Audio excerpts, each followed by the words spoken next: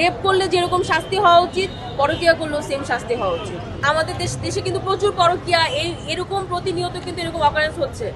আলবির বিষয়টা এখন আসছে, কিন্তু কালকে আরেকটা আলবি এরকম করবে। আজকে হয়তো যারা যারা কমেন্ট করতেছে এরাই পরবর্তীতে সবার মধ্যেই কোনো না কোনো আলবি কিন্তু আছে।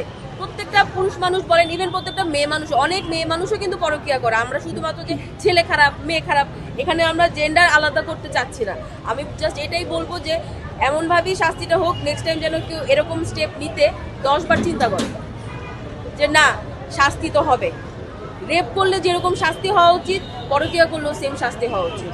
পরকীয়া বা হচ্ছে যে ধোকা দেওয়া, এগুলোরও সেম শাস্তি হওয়া উচিত। এটার সাথে তো আমাদের প্রতিদিনই এগুলো নিয়ে, প্রতিদিন তো আর এগুলো নিয়েই বসে থাকতাম না, আরও অনেক কথা হতো। বাট যখনই এরকম কোনো ইনসিডেন্ট হইতো, ইকরার সামনে যখন আসতো, ও তো আমাদের সাথেই শেয়ার করতো ওর ডিপ্রেশন, ওর যতগুলো মনের যা আছে, হতাশা বিষণ্ণতা, সব তো আমরা জানতাম। এখন অনেকে বলতেছে যে আপনারা জানলে আগে কেন বলেন নাই। ভাই, কেউ পারমিশন না দিলে আমার ফ্যামিলির প্রবলেম কি কেউ আপনারা গিয়ে কি গণমাধ্যমে ঠাস ঠাস করে বলে দিবেন আমি যদি পারমিশন না দেই? কেউ কিন্তু কারো ঘরের কথা এমনিতেই গিয়ে ঠাস করে বলে দেয় না। আমার বান্ধবীর প্রবলেম ও আমার সাথে শেয়ার করছে, আমি কি ওর সাথে লয়াল না? ও তো ওর এমন বান্ধবীকেই বলবে যে ওর কথাগুলো গচ্ছিত রাখবে, সিকিউর থাকবে।